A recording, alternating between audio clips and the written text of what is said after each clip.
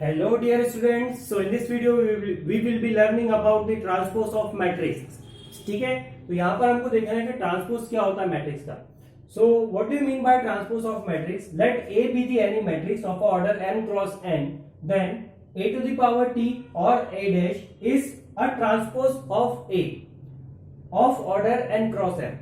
What it means? अगर हमारे पास कोई एक मैट्रिक्स है जिसका ऑर्डर कितना है आपका m क्रॉस n का है, तो इसका जो ट्रांसपोज होगा ना वो क्या होगा a to the power t, और उसका जो ऑर्डर होगा वो कितना होगा n क्रॉस m.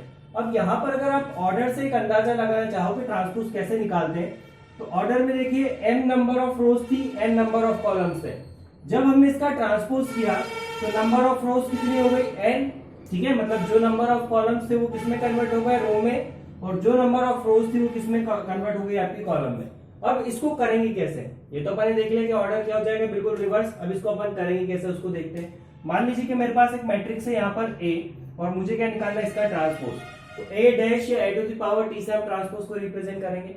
इसका ऑर्डर देखो कितना है, इसका ऑर्डर है आपका 2 क्रॉस 4 का, तो इसका जो ट्रांसपोज होगा वो कितना होगा आपका 4 क्रॉस 2, ठीक है, 4 क्रॉस 2 का.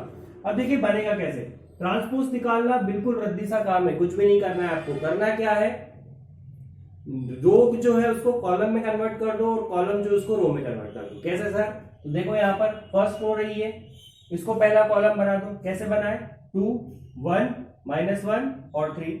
फिर सेकंड रो है यहाँ पर ये 4 0 5 3, इसको सेकंड कॉलम बना दो, तो ये हो गया आपका 4 0 5 3. ठीक है, ऑर्डर कितना हो गया देखो, इसका 4 रोज है और 2 कॉलम से, तो 4 क्रॉस 2. तो यहाँ पर हमारे पास 2 क्रॉस 4 का एक मैट्रिक्स था जिसका हमने ट्रांसपोज निकाला, तो वो कितना हो गया आपका 4 क्रॉस 2. तो बस ये सिंपल सा तरीका है आपका ट्रांसपोज को निकालने का. कुछ प्रॉपर्टीज हम लोग देख लेते हैं यहाँ पर ट्रांसपोज की.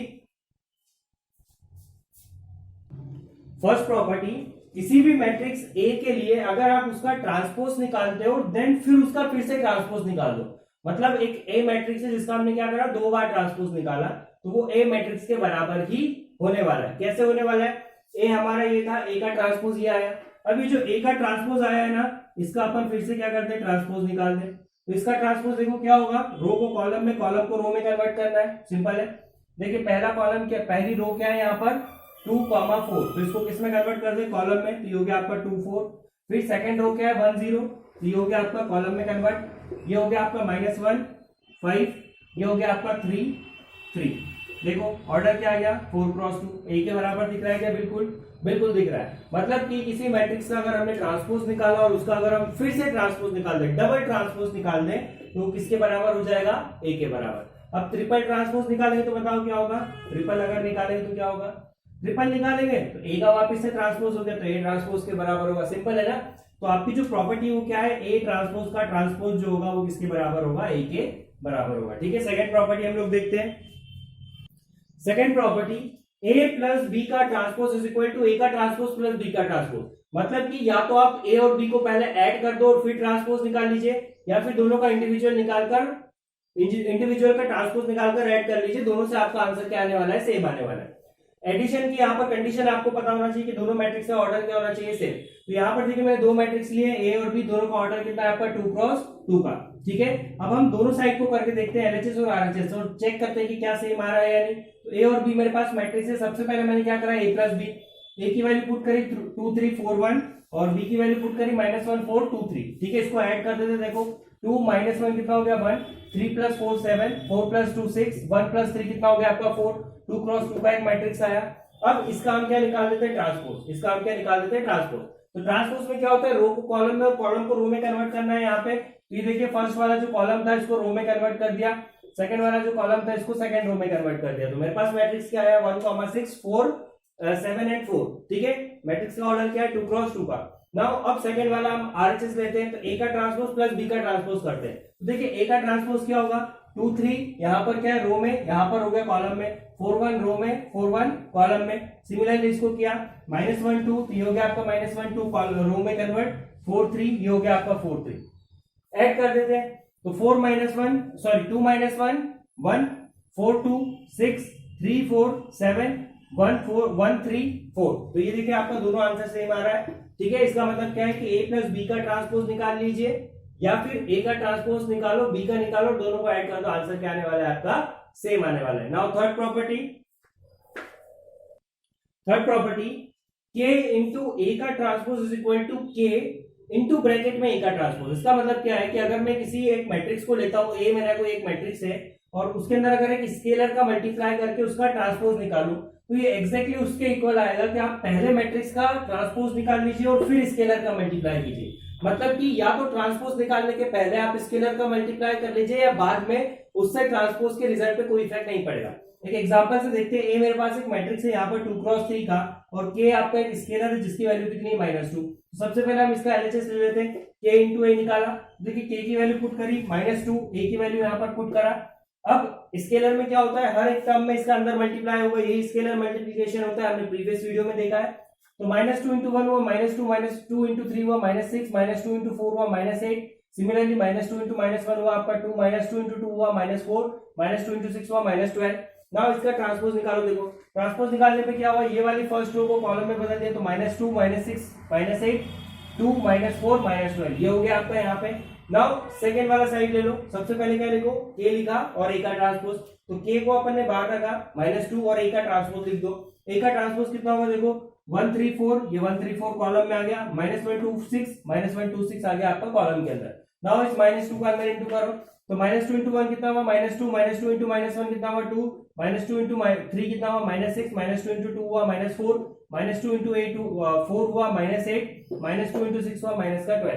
तो यहाँ पर आप चेक कर सकते हो कि जो दोनों है इसकी वैल्यू क्या आ रही है, सेम आ रही है। एलएचएस इज इक्वल टू क्या आ रहा है, आरएचएस आ रहा है। ठीक है, तो बहुत रद्दी सी चीज है यहाँ पर हमारे लिए ट्रांसपोज को सॉल्व करना।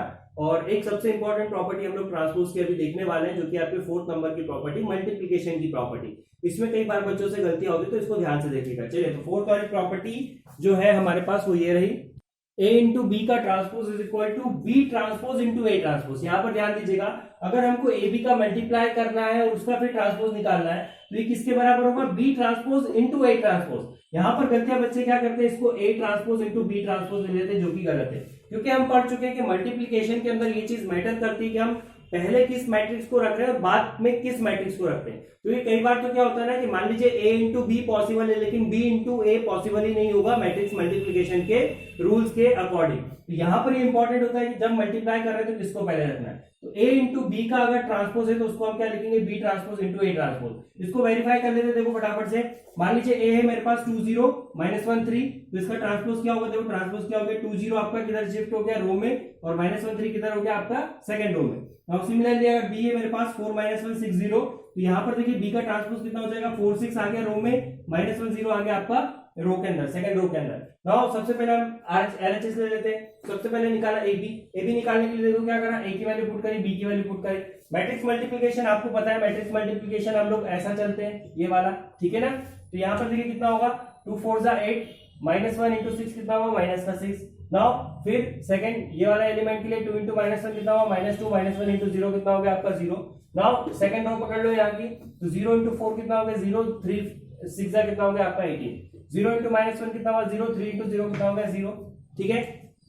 8 -6 कितना हुआ 2 -2, ठीक।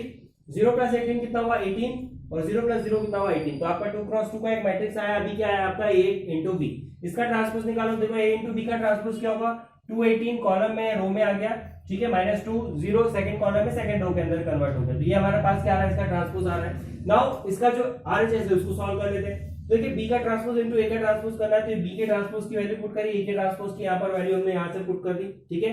मल्टीप्लाई करते देखो यहाँ पर डायरेक्ट देखना, तो 4 इंटू 2 कितना हुआ 8, और 6 इंटू -1 कितना हुआ -6। तो 8 - 6 कितना हो गया 2, आगे यहाँ पर 2। ये वाले एलिमेंट के लिए देखो 4 इंटू 0 कितना हुआ 0, 6 इंटू 3 कितना हुआ आपका 18, ठीक है ना। इस तरह से मल्टीप्लाई होगा। मल्टीप्लाई वाला वीडियो अगर आपने नहीं देखा तो एक बार उसको जाकर देख लो। देन -1 इंटू 2 कितना हुआ -2, 0 इंटू -1 कितना हुआ 0, तो कितना बचा -2।